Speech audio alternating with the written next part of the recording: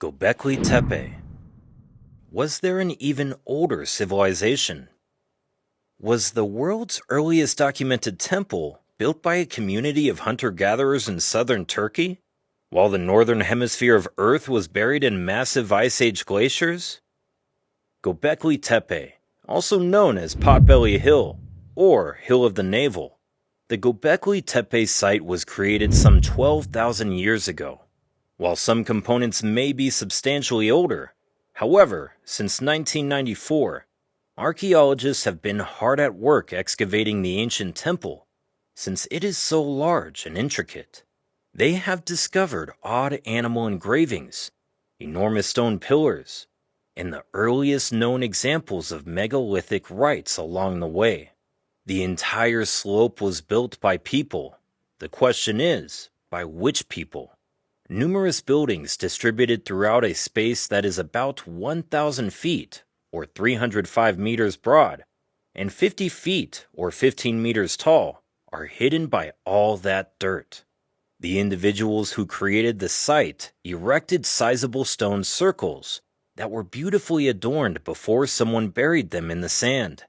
The question here is, why did they do this? The revelation shocked the archaeological community because could farmers have constructed Göbekli Tepe?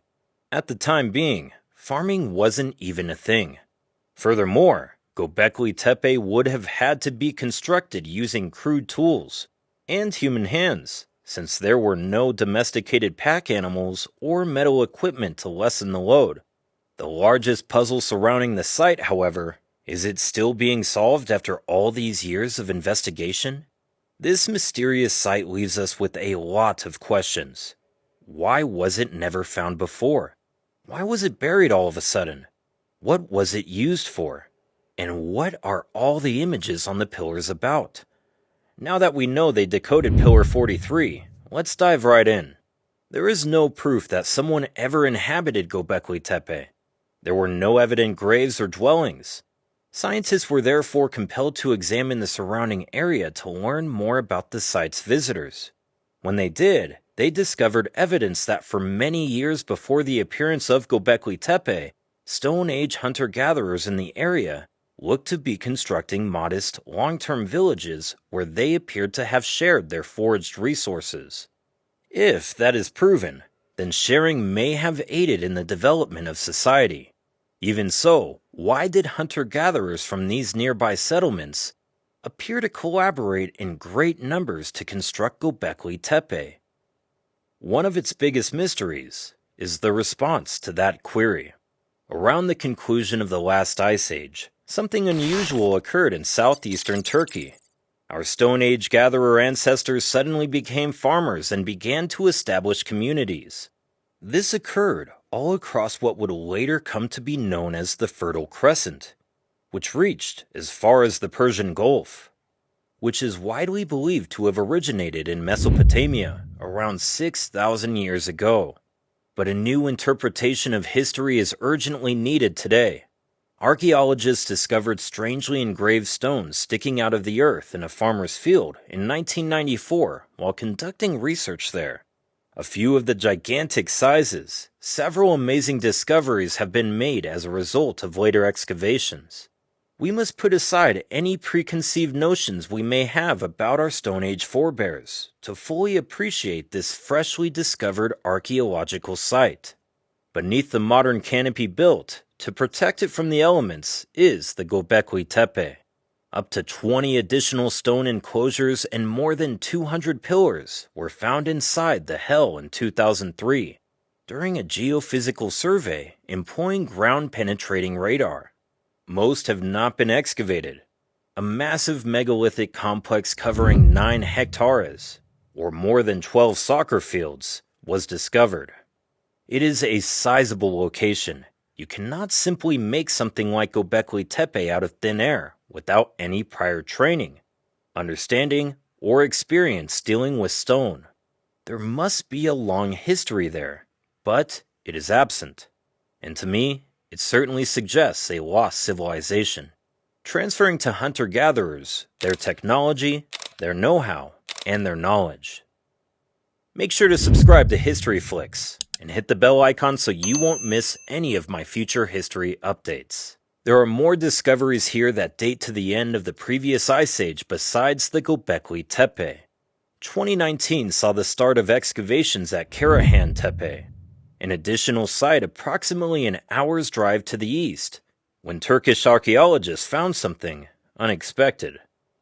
This location, believe it or not, is thought to be even older than Göbekli Tepe. The main chamber does have T-shaped pillars and megaliths, but it is significantly different in that one edge is carved out of the bedrock, and it can accommodate many people. It is thought that the structure's size lends itself to interpretation as a pedestal for the gathering place where people can sit.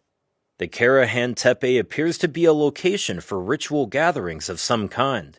Compared to the carvings at Göbekli Tepe, these on the wall are less skillfully done. 10 phallic-shaped pillars have been skillfully and deliberately cut out of the bedrock, with the proud 11th freestanding. Additionally, a serpentine path has been cut into the rock to allow some kind of liquid, possibly blood or water, to pour into this chamber. It also features an intimidating and enigmatic sculptured head as its focal point, a serpent with a human head. The Karahan Tepe, in contrast to the Göbekli Tepe, lacked any indication of farming.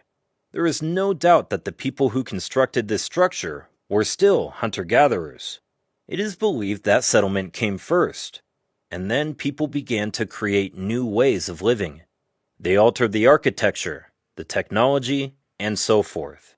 The Karahan Tepe, only 2 chambers have been unearthed so far. However, at least 20 other chambers have been discovered by ground-penetrating radar and remain unexplored. Both sites, like Göbekli Tepe, were constructed around the end of the last ice age, right before the people who lived here began cultivating and rearing cattle. When Göbekli Tepe was constructed, there was no agriculture there, but oddly, around the same period, 11,600 years ago, agriculture started to grow everywhere. It's a transfer of technology, in my opinion. Göbekli Tepe was visited by individuals with the skills necessary to develop a sizable megalithic site.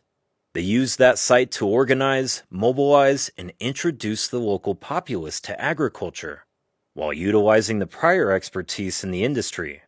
Ancient Mesopotamian mythology claims that is exactly what took place. The Mesopotamian deluge tradition is particularly relevant in this context, among the many floods and disaster tales from antiquity. The Apkallu, a group of learned prehistoric people, are mentioned as having taught the local population how to become civilized. Before recorded history, the gods created humans as custodians of the land and other animals. However, because the early humans were too indolent and disorderly to work, their population increased unrestrained. The gods therefore unleashed a massive flood to clear the decks and restart humanity. Additionally, they dispatched the Apkallu, a group of 7 sages who are typically portrayed as bearded men, dressed in flowing robes, to advise the survivors. Oannes, their leader, is portrayed as being half man and half fish, and is thought to have originated from the water. He circulated among the populace, imparting knowledge of the constellations, agriculture, and building. These are authentic stories of real events, in my opinion, although they may occasionally be obscured by symbolism and plotlines that draw our attention away. I believe that we should still have faith in the myths. The 3 oldest enclosures' central pillars appear to have likewise been aimed at Sirius. Around the Ice Age's end, their various orientations tracked the star's various rising positions over time. I think there was a shared body of knowledge about astronomy and megalithic building among the ancient architects. Is it conceivable that the major construction initiatives in both locations were overseen by members of a more evolved civilization that traveled the globe after the last ice age and may have been represented by those stone pillar giants or the hooded figures of the Karahan Tepe, people who fled a massive flood and came to this region of the Fertile Crescent?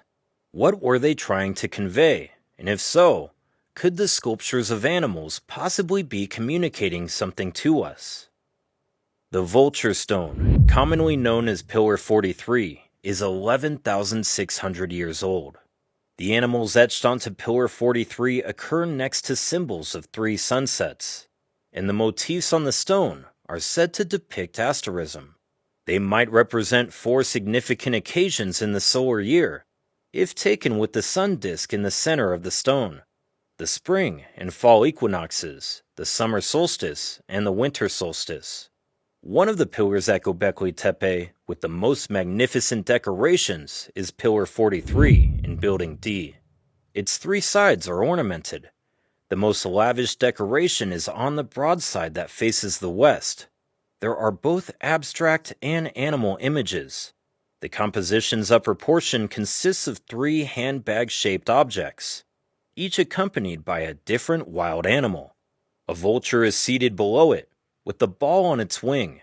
A little snake and another bird, probably an ibis, are also depicted in the picture. Next to these figures are 2 H symbols, one of which has been rotated 90 degrees.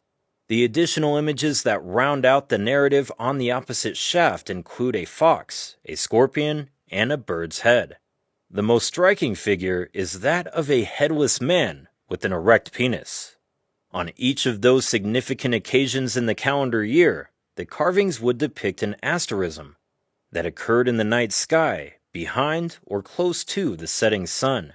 We can pinpoint a precise 100-year window by employing computer algorithms made to track changes in the night sky over thousands of years. It was discovered that Pillar 43 had been around for thousands of years before Göbekli Tepe's construction. Their world is completely altered by the Younger Dryas, a major climatic catastrophe. Although scientists refer to it as the Younger Dryas, it is often known as the Ancient Apocalypse. A calamity occurred around 12,800 years ago, and Göbekli Tepe's building took place exactly 11,600 years ago. On Pillar 43, the so-called Vulture Stone serves as a date stamp for a cataclysmic comet strike that occurred 13,000 years ago. This theory attracted a lot of interest because researchers already hypothesized that a comet may have struck Greenland around this time, possibly causing the Younger Dryas period. It seems that Göbekli Tepe was, among other things, an observatory for monitoring the night sky. The deadliest day in history likely since the end of the Ice Age, one of its pillars appears to have functioned as a memorial to this tragic occurrence. The Earth saw some sort of severe geological disruption, including enormous floods and more than 1,000 years of sub-freezing temperatures. Earthly life underwent a major transformation. Both mammoths and saber-toothed tigers became extinct. However, people managed to survive. A final major flood that caused global sea levels to rise marked the end of the freeze around 11,600 years ago. The work on Göbekli Tepe didn't start until the Earth had calmed down again. There is evidence to suggest that the Göbekli Tepe civilization was a revival of an older civilization that had been obliterated by a major catastrophe. What if this enigmatic complex served as both a ritual site and a memorial to mark a moment that altered the course of human history? What if architects wanted to convey a message to future generations that were of the utmost significance? Because there was another surprise when investigators discovered the age of the debris covering the site. All the buildings were quickly and purposely buried at the same time, somewhere approximately 10,000 years ago. Göbekli Tepe was extensively buried by being covered by a man-made hill. The imagery of Göbekli Tepe and Karahan Tepe is dominated by serpents. There is something about the way their descending, winding ships are portrayed that makes it seem as though the creators were fixated on these serpents and believed they carried the only message they desired that we take from both locations. But are they snakes, or might they be another animal? Snakes seem to be present, whenever we discover remnants of a long-forgotten period in human history. Even though there is yet no solid proof that Göbekli Tepe was constructed as an astronomical location, this does not necessarily indicate that nothing will ever be discovered. Perhaps there is still evidence of Göbekli Tepe's purported relationship with the stars just below the sand. So guys, that is it for today. There you have it. Everything you need to know about Göbekli Tepe and the lost civilization. If you like this, subscribe to our channel and explore more history and mystery with us. Thank you for watching this video, and don't forget to let us know what you would like to see on History Flicks, and tell us what you think about this video in the comments section. If you like this one, check out our others on History Flicks. Thank you for watching, and we'll see you in the next one.